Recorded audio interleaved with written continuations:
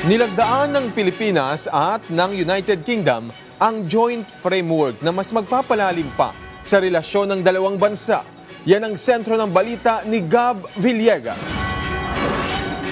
Dumating sa bansa si British Foreign Minister David Lammy para sa isang araw na working visit. Nakipagpulong si Lammy kay Foreign Affairs Secretary Enrique Manalo para palalimin ang relasyon sa pagitan ng Pilipinas at United Kingdom. Nilagdaan ng dalawang bansa ang joint framework para sa enhanced partnership kung saan magkakaroon ng sectoral dialogue sa pagitan ng Pilipinas at UK pagdating sa larangan ng depensa, maritime, science and technology, climate and environment, ekonomiya at kalakalan. Magmula nang inilunsad ito noong 2021, umabot sa 2.9 billion British pounds ang naging total bilateral trade sa pagitan ng dalawang bansa. Nananatili ring top investment partner ng Pilipinas ang UK kung saan malaking tulong ang pagnenegosyo ng mga malalaking British multinational company sa bansa. Inaasahan rin ng Pilipinas ang patuloy na paglaki ng investments na magmumula sa UK, partikular sa renewable energy, kung saan naaabot sa $600 million ang ilalagak para sa pagtatayo ng solar power. Nakatakda ring ilunsad ngayong buwan ang kauna-unahang Joint Economic Committee sa pagitan ng Pilipinas at UK na magpapaigting sa economic cooperation, lalo na pagdating sa infrastructure development, agrikultura at enerhiya. Nagpasalamat rin ang Pilipinas sa ipinadalawang 1 million British pound na humanitarian support ng UK bilang tulong matapos manalasa ang mga bagyo sa bansa noong nakaraang taon. Sinabi naman ni Foreign Minister Lammy na patuloy rin na susundin ng United Kingdom ang international law.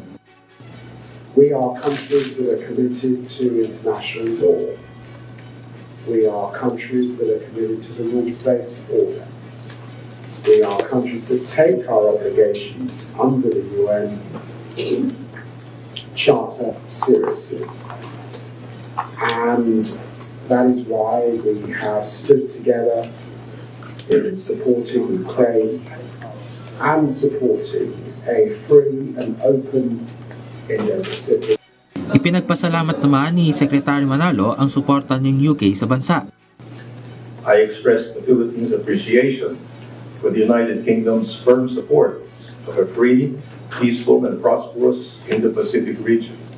And we welcome the United Kingdom's Indo-Pacific approach towards a more deliberate engagement in the region, including with the Philippines.